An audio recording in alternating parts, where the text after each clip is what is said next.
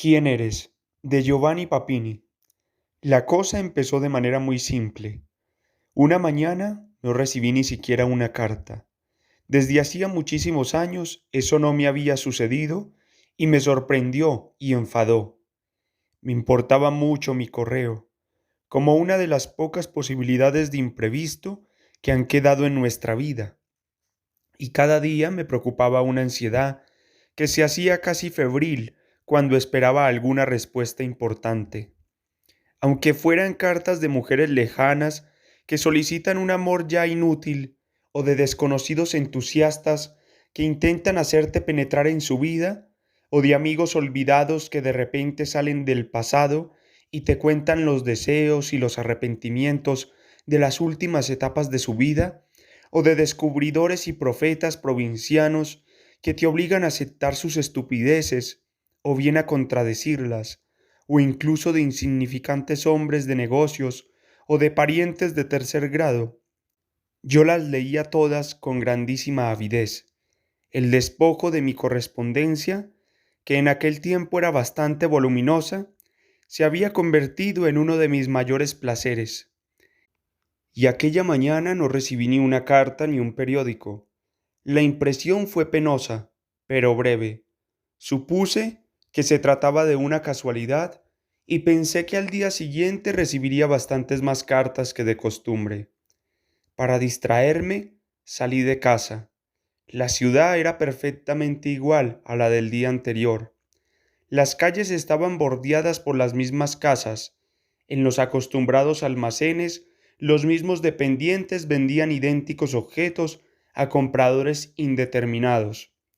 Las inscripciones que estaba acostumbrado a ver existían sin cambios. Los carros que rodaban sobre el empedrado no diferían en nada de los que había visto siempre. Los hombres que corrían dispersos iban vestidos de manera ordinaria. Por primera vez experimenté una cierta impresión de cárcel ante esta continuidad de cosas iguales.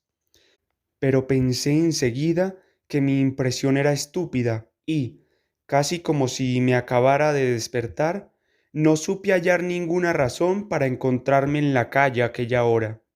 Decidí regresar y, una vez atravesada la plaza para embocar mi calle, encontré a un viejo profesor al que conocía desde niño y que solía entretenerse hablando conmigo de ciertas teorías suyas sobre la multiplicación artificial de las diferencias.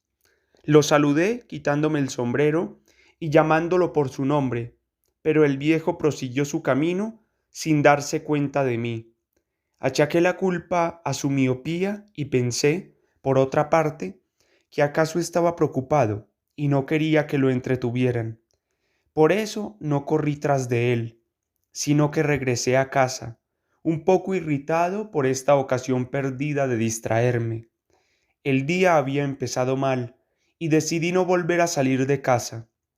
Me consolé saboreando con el pensamiento el placer de las innumerables cartas que llegarían a la mañana siguiente. Pasé la noche un poco menos tranquilo que de costumbre, pero la mañana llegó. Esperé la hora del correo con ridícula impaciencia. Pasé cerca de media hora en la ventana para ver llegar al cartero.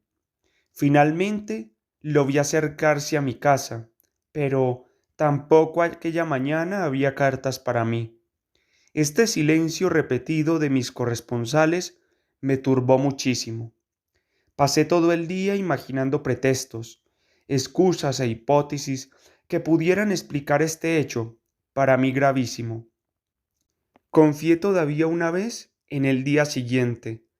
Llegó la nueva mañana y, por tercera vez, no había ninguna carta para mí. Entonces no supe contenerme. Salí a la calle, llamé al cartero, que simuló no reconocerme, y le hice hurgar la cartera hasta el fondo para asegurarme de que no había nada en realidad. Me asaltó entonces un extrañísimo pensamiento, que hubiera una especie de conjura contra mí para separarme de mis amigos y que algún empleado de correos se contara entre los cómplices. No tenía absolutamente ninguna idea sobre los motivos de esta conjura, pero lo que me ocurría era tan extraño que tenía forzosamente que recurrir a suposiciones todavía más extrañas. Por eso corrí a la oficina central de correos, hablé con el director, hice que investigaran y preguntaran, pero no se descubrió nada. Nadie daba señales de reconocerme y todos parecían muy maravillados de mis sospechas. Salí de allí profundamente humillado y comencé a vagar por la ciudad, atormentándome en vano para comprender las razones del singular e improviso silencio que se había hecho a mi alrededor. Paseando encontré a un compañero de café con el que bromeaba con gusto algunas veladas de invierno, cuando la niebla es tan densa que hasta la cara de un estúpido consuela. Me detuve delante de él, sonriendo, pero él se apartó rápidamente y, después de haberme lanzado una mirada de asombro, se alejó apretando el paso. ¿Te has vuelto loco?, le grité con voz rabiosa. ¿Por qué no me quieres hablar? No me contestó y ni siquiera se volvió. Era uno de aquellos idiotas alegres a los que llaman graciosos, y algunas de sus bromas eran célebres. Por eso supuse que quería reírse de mí, fingiendo no conocerme, y seguí andando sin preocuparme de él. Pero al reflexionar sobre las causas del silencio universal que me rodeaba, no podía por menos de pensar también en las personas que no habían querido reconocerme. Sospeché que podía haber una relación entre los dos hechos, pero de aquella manera el problema se hacía todavía más oscuro y preferí creer en una serie extraordinaria de casualidades simultáneas. Regresé a casa y escribí muchas cartas, preguntando cosas con tal de obtener respuesta, o bien pidiendo las razones de su silencio a aquellos que tenían que haberme escrito en aquellos días. Cuando las hube echado me sentí tranquilo y me parecía imposible que las cartas no volvieran a llegar, pero era preciso esperar por lo menos 2 días y pensé ocuparlos enteramente para escapar de mi idea fija en algunas investigaciones históricas que tenía que llevar a cabo desde hacía mucho tiempo sobre la súbita desaparición de la famosa ciudad de Semifonte. Pasaron, menos mal que los otros, también estos 2 días, pero al tercero no recibí nada. Vencido por una profunda tristeza, pensé pedir consejo a uno de mis más queridos amigos, un estudiante de física que tocaba maravillosamente el violín. Fui enseguida a verle. Me dijeron que estaba en casa y me hicieron pasar al despacho. Entró a los pocos momentos. Sin embargo, en lugar de estrecharme la mano, de sonreírme y de preguntarme cómo estaba, se detuvo delante de mí preguntándome: ¿con quién tengo el honor de hablar? La impresión de estas simples palabras fue terrible. En un instante, todos los hechos precedentes me volvieron a la memoria, y una sospecha espantosa atravesó mi mente, pero fui lo bastante fuerte para resistir todavía. Quise creer una vez más en la broma y dije, intentando sonreír: ¿estás loco esta mañana? ¿Por qué finges no conocerme? No hagas más el estúpido y ofréceme enseguida un cigarrillo. Mis palabras provocaron un efecto opuesto del que esperaba. El rostro de mi amigo se volvió todavía más serio. Le repito, dijo con voz enérgica, que no lo conozco y no comprendo sus palabras. Hágame el favor de decirme quién es, o váyase. Ante tanta tranquilidad me volví como loco. Empecé a rogarle, a repetirle 100 veces mi nombre, a recordarle 1000 cosas que habíamos visto juntos, a preguntarle qué le había hecho, por qué razón quería simular no conocerme, y, ante la tenacidad de mis negativas, llegué a injuriarlo atrozmente, pero él se cansó pronto de esta escena. Usted debe de estar borracho o loco, me dijo duramente. No llamo a la policía por no tener molestias, pero ahora mismo se marcha. Me empujó fuera de la habitación, me aferró sólidamente por una mano y me cerró fuera de casa. Yo era más débil que él, y por otra parte, estaba tan confundido, abatido, atontado, que ni siquiera supe resistirme. Me arrastré dolorosamente hasta casa. Apenas llegué a mi habitación, corrí al espejo para ver si mi fisionomía había cambiado, si mi aspecto se había vuelto de improviso diferente. Me observé largamente, pero solo conseguí descubrir el cambio producido por la tristeza de aquellos días. Me tumbé en un diván con el único deseo de dormir y de sentirme anulado, pero ni siquiera conseguí cerrar los ojos. Una idea fija se había apoderado de mí. Yo tenía que haber cometido sin advertirlo alguna culpa asquerosa y nadie quería ya reconocerme. Pero por mucho que pensara, no podía imaginarme cuál podía ser esa culpa. En aquel tiempo llevaba una vida perfectamente virtuosa, no jugaba, no tenía relaciones con mujeres, no pedía dinero a nadie. Mis únicos vicios eran mi amor desmesurado por el café y la filosofía india. Y, sin embargo, algo tenía que haber acaecido desde el momento en que todos me rehuían, fingían no conocerme y ni siquiera se atrevían a escribirme. Este terrible cerco de soledad que querían crear a mi alrededor me hizo temblar. Estaba a punto de ser separado de la sociedad de los vivos. Querían abolirme con el silencio, hacer de mí, socialmente, un ser inexistente, un muerto. Pero yo quería absolutamente salir de esta incertidumbre dolorosa. Quería saber la causa por la que todos deseaban suprimirme de su vida. Por la noche, un poco animado por algunas gotas de cognac, fui al gran café donde muchos amigos míos se reunían para discutir las acostumbradas estupideces del día. Fui derecho a la mesa donde algunos de ellos estaban sentados. Todos se miraron un poco desconcertados y no me hablaron. Ahora ya estaba acostumbrado a aquella comedia y por eso no me turbó mucho. Veo, les dije con voz tranquila e igual, que también vosotros hacéis como todos los demás y simuláis no conocerme. He venido a veros precisamente para saber la razón de ese extrañísimo comportamiento vuestro. Debo de haber cometido algo muy grave si hasta mis más viejos amigos me echan de su casa. Pero os declaro sinceramente que no conozco las acusaciones que pesan sobre mí. Decidme qué he hecho. Es la última prueba de amistad que os pido. Cualquier cosa que me digáis, nunca volveré a molestaros, ni con mi presencia ni con mis palabras. Antes que hubiera terminado de hablar, me di cuenta de que el asombro de mis compañeros había crecido extraordinariamente. Uno de ellos comenzó a reír sin miramientos. Otro, el más prudente, se levantó y se sentó a otra mesa. Yo esperaba su respuesta con tanta ansiedad que mi respiración se había hecho afanosa.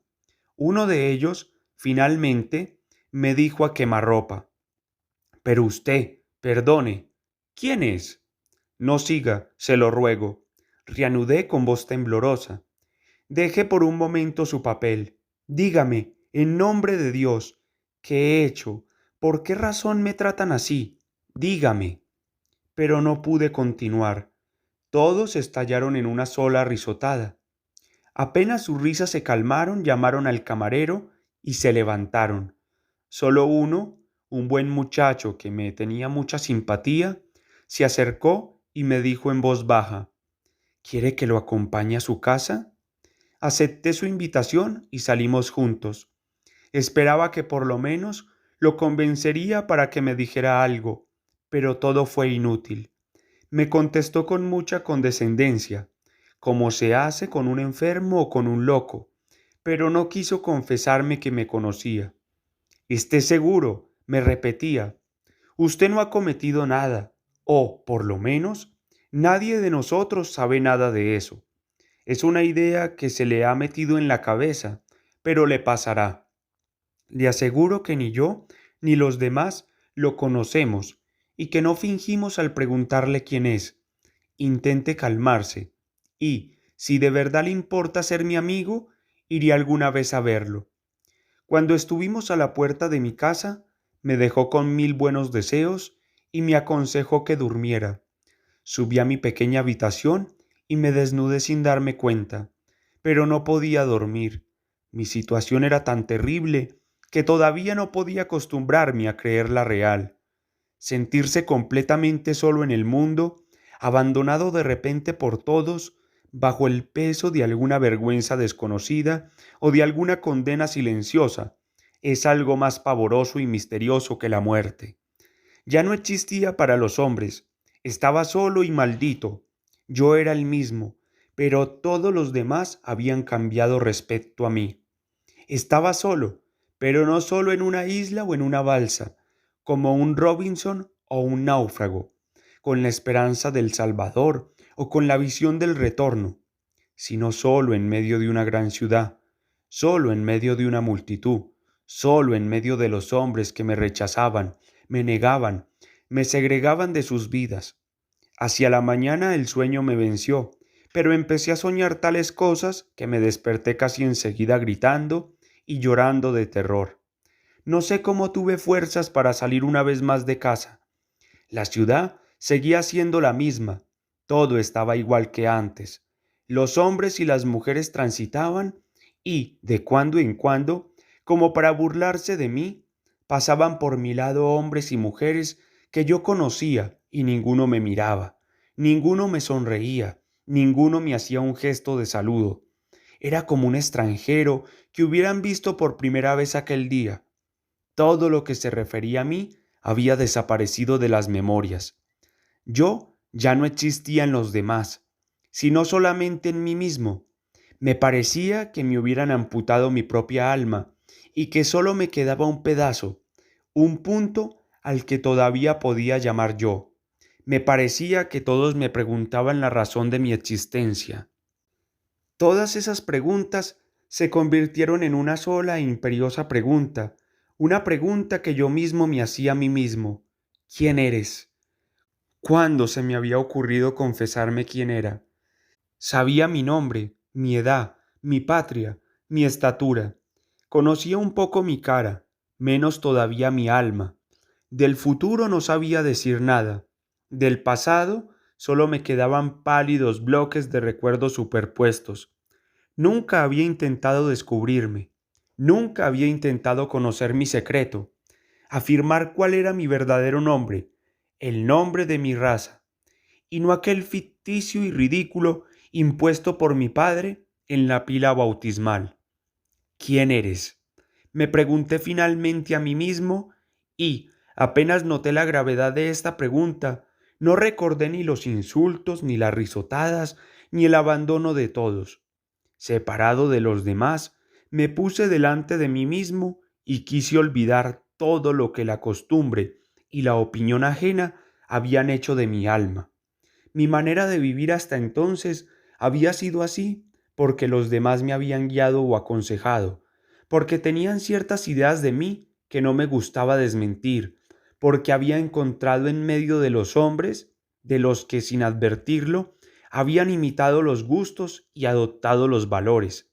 Ahora los otros me repudiaban, afirmaban que no me reconocían, y entonces yo repudiaba aquello que de ellos había en mí mismo y no quería reconocer como mío lo que me habían impuesto.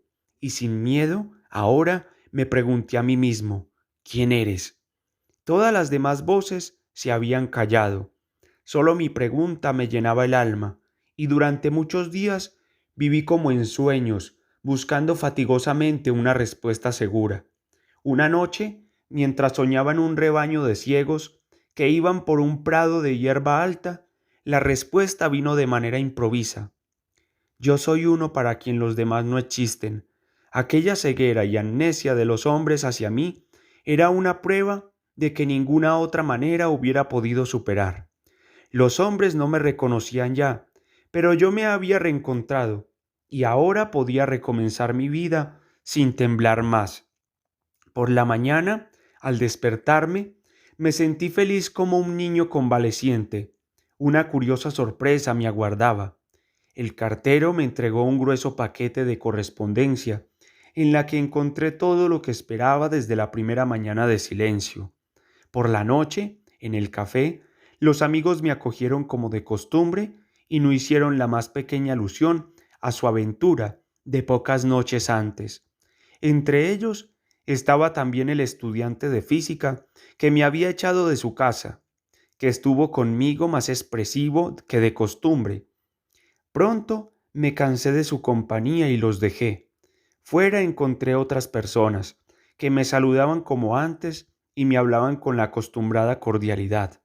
Había vuelto al mundo.